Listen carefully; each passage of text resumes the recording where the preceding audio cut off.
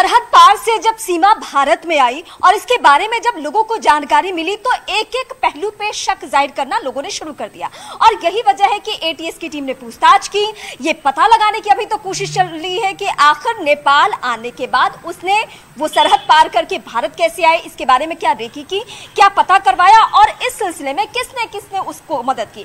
हजारों ऐसे सवाल हैं जो एटीएस की टीम को या फिर जो नोएडा की पुलिस है इन तमाम टीमों को परेशान करी और यही वजह है कि कई लेयर्स में उससे पूछताछ हो चुकी है। हालांकि आज सीमा भले ही अपने घर पे है, किसी से मिल नहीं रही है, इसके पीछे क्या वजह है बाकायदा आज वकील इस वक्त वकील घर के अंदर है, उनसे बातचीत हो रही है। यानी सीमा की कोशिश है कि एक लेयर की तो पूछताछ हो गई एटीएस से, शायद कुछ इस तरीके की बातें नहीं हुई है, तो पहली कोशिश ये कि मुझे मिल जाए क्या नागरिकता और नागरिकता को लेकर तमाम कवायद। लेकिन क्या सीमा जो कि शक के दायरे में है, नागरिकता मिलना इतना आसान है? शायद इसका जवाब ना है। लेकिन वक्त पे इसको छोड़ते हैं और एक रिपोर्ट दिखाते हैं कि अभी तक सीमा पे क्या क्या शक जाहिर की जा रही है।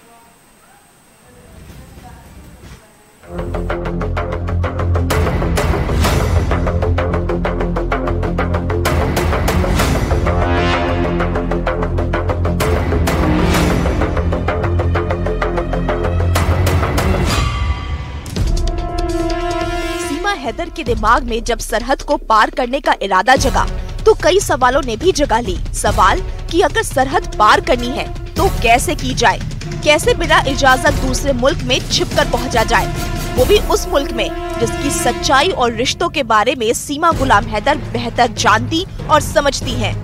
सीमा जानती थी कि ये राह इतनी आसान नहीं होगी जितना उसने सोच रखा है और ऐसे में उसके दिमाग में नेपाल की सरहद घुसपैठ के लिए बेहतर जरिया दिखाई दी।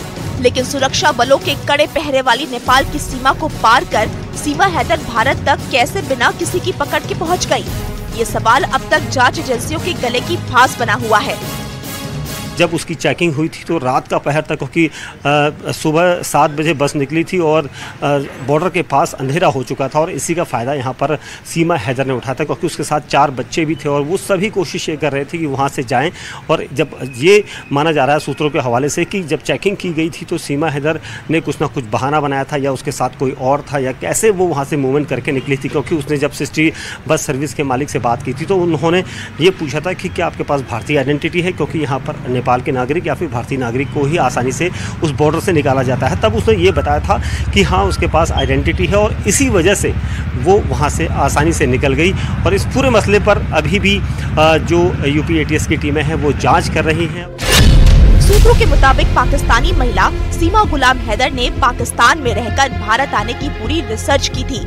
उसने नेपाल से भारत जाने वाले कुल 8 बॉर्डर के बारे में पूरी जानकारी जुटाई थी ताकि उसे पता लग सके कि किस बॉर्डर पर कितनी चेकिंग होती है और भारत नेपाल के मौजूदा वक्त में रिश्ते कैसे हैं, कहीं सरहद पर चेकिंग अभियान तेज तो नहीं।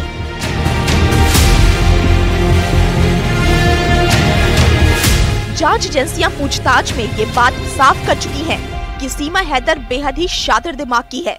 भले ही एजेंसियों को सीमा के जासूस होने का अब तक कोई सबूत नहीं मिला हो, लेकिन शक की सुई अब भी सीमा हैदर के इर्द गिर्द घूम रही है। सीमा पढ़ी लिखी होने का तो दावा नहीं करती, लेकिन उनकी बोलचाल और भाषा उसके तजुर्बे को दिखाती है। नेपाल में किस बॉर्डर को सिलेक्ट करना है और कहां से घुसपैठ करनी है, इसकी बड़ी तैयारी सीमा ने कई महीनों तक की है। सीमा हैदर नेपाल के रास्ते भारत में दाखिल हुई थी, लेकिन उससे पहले उसने तकरीबन 8 बॉर्डर की ऐसी जानकारी जुटाई थी जिसके जरिए वो पता लगा सके कि वो किस रास्ते से भारत में दाखिल होगी।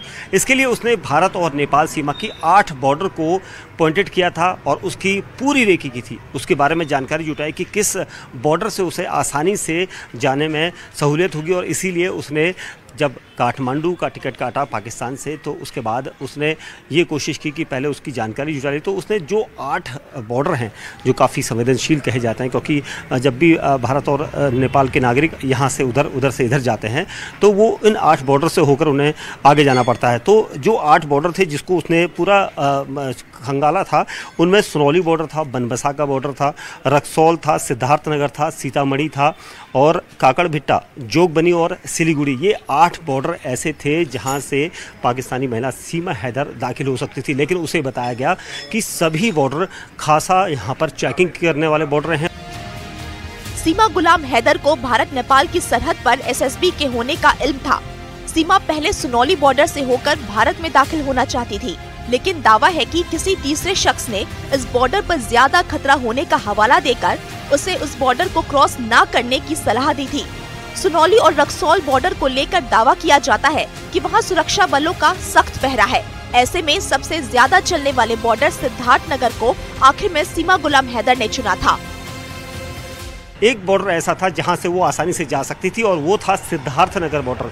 यानी सिद्धार्थनगर बॉर्डर ऐसा बॉर्डर है जहां पर अमूमन जो चेकिंग होती है सुरक्षा बलों की वो थोड़ा कम होती है और वहां पर से वो आसानी से निकल सकती है। और इसीलिए उसने पोखरा से रक्सौल न जाते हुए सीधा सिद्धार्थनगर को जाने वाली बस को पकड़ा और उस सृष्टि बस सर्विस के मालिक से बात की, जिसने उसे फ़ोन के जरिए ये जानकारी दी कि आप वहाँ से जा सकते हैं और वहाँ पर आपको आइडेंटिटी दिखानी होगी। उसने झूठ भी बोला था, जो नेपाली एजेंसी थी सृष्टि बस सर्विस, उससे ये झूठ बोला गया कि वो भारतीय आइडेंटिटी लेकर चल रही है। और क्योंकि उस बस में, जिस बस की हम बात कर रहे हैं, वो भारत और नेपाल मैत्री बस सर्विस है और वहाँ पर सिर्फ नेपाली नागरिक या फिर भारतीय नागरिकों को ही आवाजाही होती है और उसका फ़ायदा उठाया था यहाँ पर सीमा हैदर ने। नेपाल से भारत आने की सीमा हैदर की प्लानिंग सेट थी, इसलिए वो काठमांडू में रुकने के बजाय पब्लिक ट्रांसपोर्ट से सीधा पोखरा पहुंची।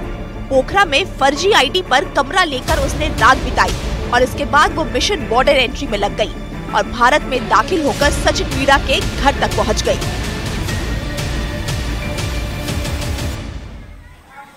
और इस बड़ी खबर के लिए सीधे मैं अपनी सहयोगी आनंद का रुख करती हूँ। आनंद, शुरुआती जांच जो एटीएस की टीम ने की है, हम ये कह सकते हैं इस वक्त जो भी इंफॉर्मेशन या जो भी सोर्सेज कह रहे हैं कि कुछ भी एटीएस को ऐसा तो हाथ नहीं लगा है जिससे कि सीमा पे शक और भी ज्यादा गहरा जाए। लेकिन सच्चाई क्या ये भी है कि सीमा को अभी क्लीन चिट भी नहीं मिली है? हो सकता है कि कई लेयर्स की जब जांच होगी तो कुछ और बातें पता चले, क्योंकि सरहद पार से जो ट्रेनिंग दी जाती है जासूसों को, वो इतनी पुख्ता ट्रेनिंग होती है जिसके बारे में पता करना बहुत मुश्किल होता है। आनंद, क्या है?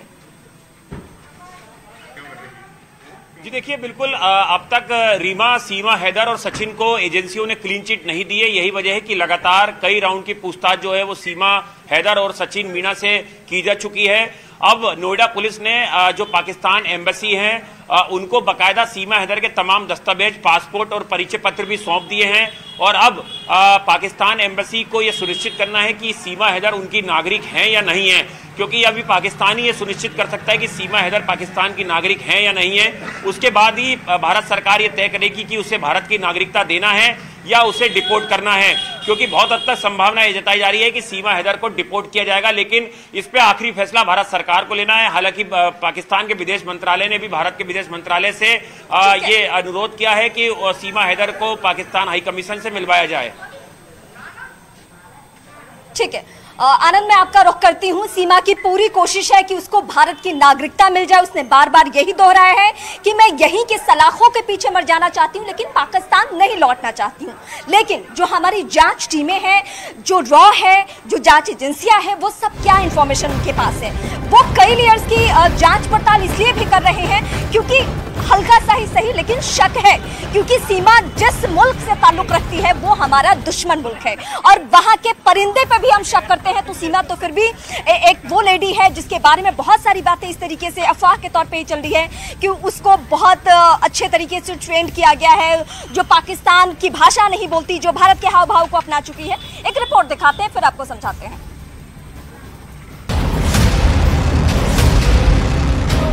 मैं इनकी मोहब्बत में आई थी, ऐसा कुछ भी नहीं था। अगर मैं फ्रॉड होती या गलत होती तो मैं अपने मासूम बच्चे ना ले आती।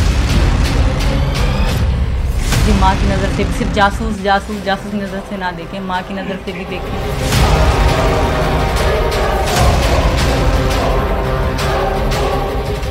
मैं अगर पाकिस्तान चली गई तो उनका जीवन खराब हो जाएगा। सबसे यही रिक्वेस्ट है, भले कहीं भी रख लें, कोई भी कानून हम पे रख लें, पर वापस ना भेजें सर। ज़माने के सामने सीमा हैदर प्रेम की दीवानी दिखती हैं। प्रेम के लिए सरहदों को पार करने का जुनून पेश करती हैं। पाकिस्तान से आई एक महिला शुद्ध रूप से हिंदुस्तानी बनी नजर आती है, लेकिन क्या ये सिर्फ नकाब है? क्या सीमा हैदर की सच्चाई कुछ और है? क्या सीमा हैदर ने प्यार को हथियार बनाया और असल में वो दुश्मन मुल्क की अय्यार है? पाकिस्तान के कराची से हिंदुस्तान के ग्रेटर नोएडा पहुंची सीमा हैदर की जांच अभी खत्म नहीं हुई है और सूत्रों के मुताबिक जांच एजेंसियां इस एंगल से जांच कर रही हैं कि कहीं सीमा किसी बड़ी योजना के तहत तो भारत में दाखिल नहीं हुई, कहीं ऐसा तो नहीं कि एक गहरी योजना के तहत सीमा ने सचिन, मीणा और मोहब्बत को एक ढाल बनाया, जबकि भारत में उनकी प्लानिंग कुछ और है। एजेंसियां तफ्तीश में जुटी हैं कि क्या सचिन, मीणा को ट्रैप करने के लिए लंबे समय से प्लानिंग की जा रही थी ताकि सीमा हैदर को किसी भी तरह से इंडिया में पैर जमाने का मौका मिल जाए, और इसीलिए इस काम को अब अंजाम दिया गया है। दरअसल भारतीय नागरिकता हासिल करने के लिए कुछ लोगों ने ऐसी ही साजिश रची और ऐसे मामलों में जांच चलती रही है, लेकिन पाकिस्तान से जुड़ा मामला सामने आने पर एजेंसियों के कान खड़े हो जाते हैं, क्योंकि सीमा हैदर 4 बच्चों को भी लेकर भारत में आई है। क्या बच्चे भी उसके किसी ऐसे प्लान का हिस्सा हैं, या फिर वो वाकई में पाकिस्तान को छोड़ना चाहती थी? मैं यहाँ रहना चाहती हूँ। अगर मैं एक माँ हूँ, मुझे माँ की नज़र से सिर्फ जासूस की नज़र से ना देखें, माँ की नज़र से भी देखें। मैं 3 बेटियों की माँ हूँ, मेरे बेटे को भी छोड़ दें, बेटा बेटा होता है। मैं 3 बेटियों की माँ हूँ और वो मेरी ही बेटियाँ हैं। तो मैं अगर पाकिस्तान चली गई तो उनका जीवन खराब हो जाएगा। सबसे यही रिक्वेस्ट है, भले कहीं भी रख लें, कोई भी कानून हम पे रख लें, पर वापस ना भेजें सर। वापस हमारे कोई कुछ भी नहीं है। सीमा हैदर पर सस्पेंस बरकरार है और साथ ही उसकी जांच भी बरकरार है। सूत्रों के मुताबिक एटीएस के साथ साथ बाकी भारतीय एजेंसियों की पैनी नजर सीमा हैदर पर है और अब ये तलाश किया जा रहा है कि क्या सीमा हैदर ने भारतीय नागरिकता हासिल करने के लिए सचिन को मोहरा बनाया ताकि वो लंबे समय तक भारत में रुक सके और मकसद को पूरा कर सके। सूत्रों के मुताबिक सीमा हैदर को सचिन से ऑनलाइन गेम के जरिए मिलवाना भी साजिश का एक हिस्सा हो सकता है और इसीलिए वो ट्रैप में आ गया है और इस काम में कोई ना कोई पाकिस्तानी हैंडलर है जिसने अब तक उसकी मदद की है। सूत्रों के मुताबिक एजेंसियां ये भी जांच कर रही हैं कि सीमा हैदर क्या किसी हैंडलर की मदद से भारत आई हैं? क्या सचिन को जानबूझकर ट्रैप किया गया है ताकि उसका सहारा लेकर सचिन के परिजनों और रिश्तेदारों की सहानुभूति लेकर वो यहीं बस जाए और बाद में वो हिंदुस्तान की सुरक्षा का कोई इनपुट पाकिस्तान को देने में मदद कर सके? सूत्रों के मुताबिक सीमा हैदर के खिलाफ 14 विदेशी अधिनियम और 120B के तहत मामला दर्ज हुआ है। सब कुछ जानते हुए भी अवैध तरीके से सीमा हैदर भारत में दाखिल हुई। ऐसे में भारतीय एजेंसियों की नजर सीमा हैदर पर तब तक रहेगी जब तक सीमा हैदर भारत में है और इसीलिए सीमा हैदर से बरामद दस्तावेजों की तस्दीक करने के लिए नोएडा पुलिस ने पाकिस्तानी एजेंसी को वो दस्तावेज भेजे हैं।